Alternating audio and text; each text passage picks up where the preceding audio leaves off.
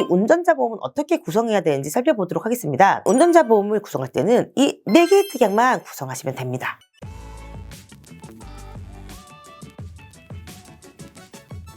안녕하세요. 이다리보험 최현 팀장입니다. 운전을 하시는 분들이라면 선택이 아닌 필수로 가입해야 하는 것이 운전자 보험인데요. 10,000원 정도로 저렴한 필수 보험이지만 판매하는 회사만 11개고요. 회사마다 보장이 달라서 선택하는 것이 어려울 수밖에 없습니다. 최근에 일어난 시청역 역주행 사고처럼 큰 사고라도 난다면 정말 생각만 해도 아찔한데요. 이처럼 운전자 보험은요, 큰 사고를 대비하기 때문에 정말 꼼꼼하게 따져보고 가입을 해야 하는데요. 오늘 영상에서는 운전자 보험의 핵심 포인트와 어떻게 가입하셔야 되는지에 대해서 정리해봤습니다. 오늘 영상 내용이 궁금하신다면 영상 끝까지 시청해주시고요. 영상 시작하기 전에 좋아요, 구독 꼭 눌러주세요. 본 광고는 손해보험 광고 심의 기준을 준수하였으며 유효기간은 심의일로부터 1년입니다. 우선 운전자 보험을 왜 가입해야 될까라는 의문이 듭니다. 나는 자동차 보험을 가입했는데 굳이 운전자 보험을 가입해야 될까라는 의문이 생길 수 있는데요. 자, 우리가 일반적으로 교통사고가 났을 때 생각해 볼게요. 자동차 보험으로 보장해 주는 것은 사람을 치료하는 치료비라던가 자동차를 수리하는 수리 비용을 보장해 줍니다. 그래서 대부분은 교통사고가 났을 때 여기서 끝난다고 생각을 하는데요. 이 12대 중과실 사고나 사람이 사망하는 사고나 중상해 사고가 발생하게 되면 이 뒤에 법원에 가서 재판을 받아야 하는 경우가 생길 수 있습니다. 운전자 보험은 이때를 대비해서 가입하시는 건데요. 운전자 보험은 형사합의금, 변호사 선임 비용, 벌금에 대한 보장을 해줍니다. 자동차 보험과 운전자 보험은 보장하는 영역이 완전 다릅니다.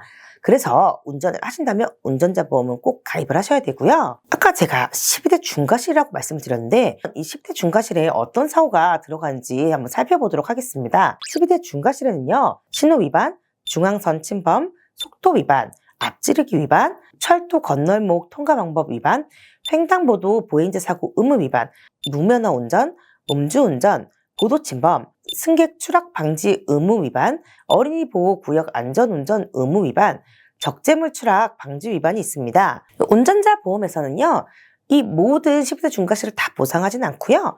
음주 무면허 뺑소니를 제외한 나머지 항목들을 보장해주게 됩니다. 내가 운전을 하다가 화면에 나온 이유로 사고를 내서 가해자가 됐다면 12대 중과실 사고에 해당이 돼서 법원에 가서 재판을 받을 수 있게 된다는 이야기가 됩니다. 12대 중과실 사고, 사망, 중상해 사고는 자동차 종합보험에 가입되어 있어도 검사가 재판을 신청할 수 있기 때문에 가입을 하셔야 되는 거고요. 우리가 경찰 조사에서 재판을 가게 되면 변호사 선임 비용, 합의금, 벌금은 자동차 보험에서 보장이 되지 않기 때문에 꼭 준비해야 합니다. 그렇다면 이 운전자 보험은 어떻게 구성해야 되는지 살펴보도록 하겠습니다. 운전자 보험은 딱 4개만 기억하시면 됩니다. 교통사고 처리 지원금, 변호사 선임 비용, 벌금, 자동차 부상 치료비, 이 4개만 있으면 운전자의 핵심 특약은 모두 들어갔다고 보시면 됩니다. 교통사고 처리 지원금은 내가 피해자와 합의를 할 때 합의금을 지원해 주고요. 변호사 선임 비용은 변호사를 선임할 수 있는 비용을 지원해 줍니다. 벌금은 최종적으로 판결이 나왔을 때 나이에 나오는 벌금에 대한 보장을 받을 수 있고요. 자동차 부상 치료비는 이 4개의 특약 중에 유일하게 나를 위한 특약입니다. 내가 가해자든 피해자든 상관없이 교통사고가 나서 염자 판정만 받아도 자동차 부상 치료비에서 30만 원 정도가 지급되게 됩니다. 그러니 운전자 보험을 구성할 때는 이 4개의 특약만 구성하시면 됩니다. 운전자 보험을 가입해야 되는 건 알겠는데 어디로 가입하는 게 가장 합리적인가, 이런 고민이 들 수밖에 없는데요. 사실 운전자 보험의 회사별 한도를 살펴보면요,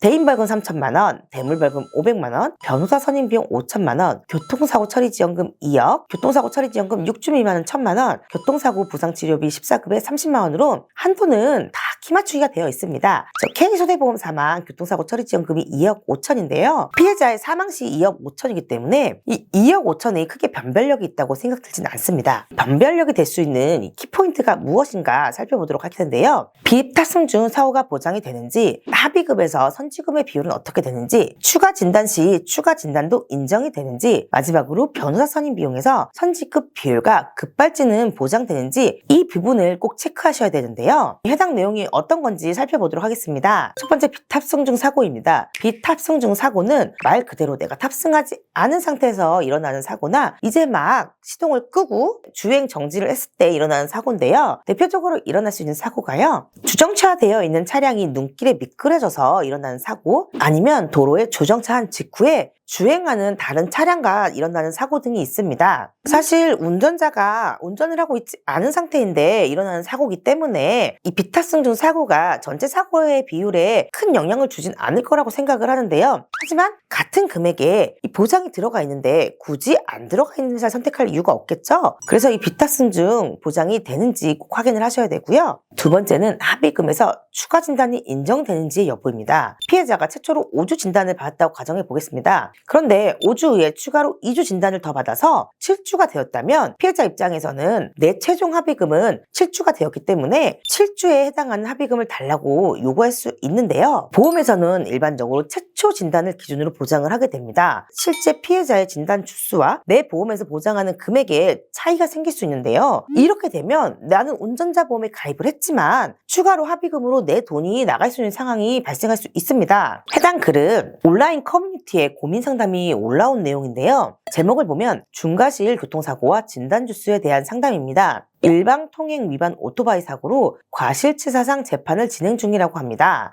피해자가 발골절 초기 진단지수 7주, 한의원 입원 중 추가로 3주 진단을 받고 동일한 상병 추가로 3주 진단서를 검사님이 공소장에 13주로 명시하였다고 되어 있습니다. 중요한 것은 이 밑에 피해자와의 7주를 기준으로 700만 원 합의를 한 상황인데 검사님이 공소장에 13주의 상해라고 해버리면 방법이 없는 걸까요? 보험사 합의상에는 치료기간으로 적용을 하지만 형사에서는 치료기간이 아닌 초기 진단이 기준인 걸로 알고 있습니다. 라고 되어 있는데요. 이런 사례를 살펴보면 추가 진단이 된다면 합의금으로 내 돈이 많이 나갈 수 있는 상황이 생기기 때문에 추가 진단을 인정하는지 여부도 꼭 체크하셔야 되는데요. 앞서 말씀드린 선지금의 보장 비율, 추가 진단 인정 여부와 비탑승중 보장 여부, 그리고 급발진 변호사 선임 비용, 이 내용들을 비교해 보도록 하겠습니다. 선지급률을 보면요. 어떤 회사는 50%, 어떤 회사는 100%를 선지급한다고 되어 있는데요. 선지급률도 중요하지만요. 선지급의 보장 한도도 살펴봐야 됩니다.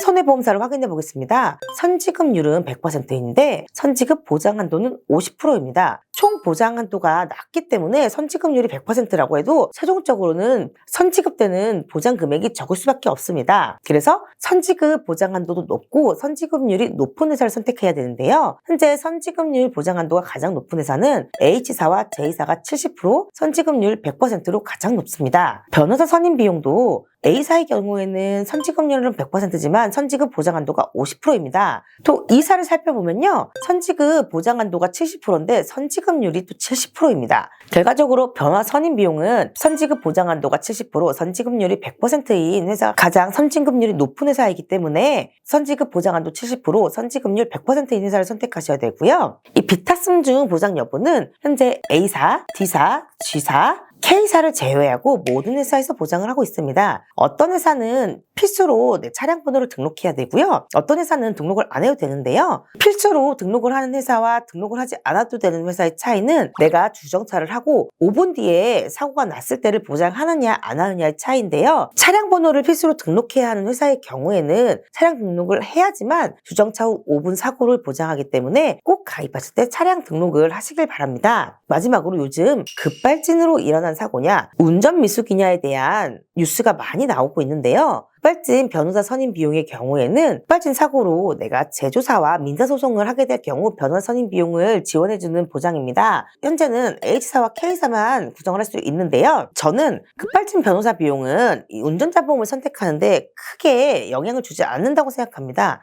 있으면 좋은 거지만 사실 운전자 보험을 가입하는 목적과는 조금 동떨어져 있다고 보는데요. 운전자 보험을 가입하는 목적은 피해자와의 합의를 통해 재판이 원활하게 진행되기 위해서 가입을 합니다. 그런데 추가 진단이 인정되는 회사와 추가 진단이 인정되지 않은 회사가 있잖아요. 저는 이 부분이 가장 중요하다고 생각합니다. 만약에 추가로 진단을 계속 받아서 인정이 돼버리면 운전자 보험에서는 보장이 조금 나가고 실제로 내가 내야 되는 합의금이 많아지기 때문에 운전자 보험을 가입했지만 손해가 커질 수밖에 없습니다. 그래서 이 선지급이 가장 중요하다고 생각하는데요. 현재 추가 진단이 인정되는 회사는 E사와 H사 두 회사밖에 없습니다. 여기서 H사가 선지급의 보장 한도나 선지급률도 가장 높고요. 비탑승중 운전이나 급발진 변호사 비용까지 모두 보장할 수 있기 때문에 전체적으로 밸런스가 좋다고 생각합니다. 보장도 좋지만 이 보험료도 살펴봐야겠죠. H사의 경우에 여성분들은 운전자 필수 특약만 넣었을 때 9,200원인데요. 남성분들은 13,000원으로 보험료가 꽤 높게 됩니다. 그래서 남성분들은 추가 진단이 인정되는 이 이손해보험사로 구성을 하시는 걸 추천드립니다. 결과적으로 운전자 보험은 여성은 H손해보험사, 남성은 E손해보험사를 선택하시는 게 가장 합리적이라고 말씀드릴 수 있는데요. 여성의 제한서를 살펴보도록 하겠습니다. 35세의 여성 기준이고요.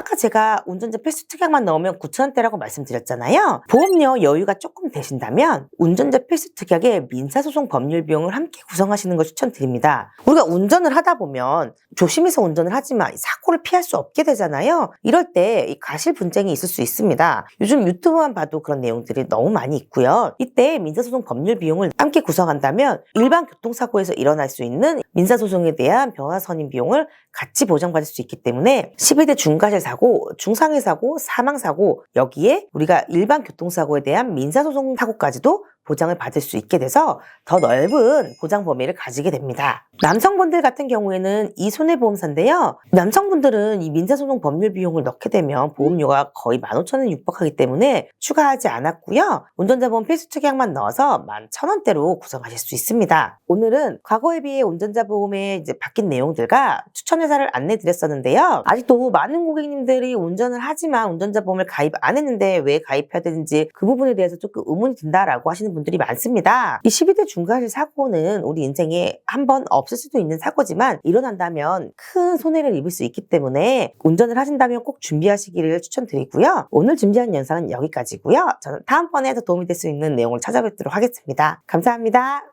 본 광고는 손해보험 광고 심의 기준을 준수하였으며 유효기간은 심의일로부터 1년입니다.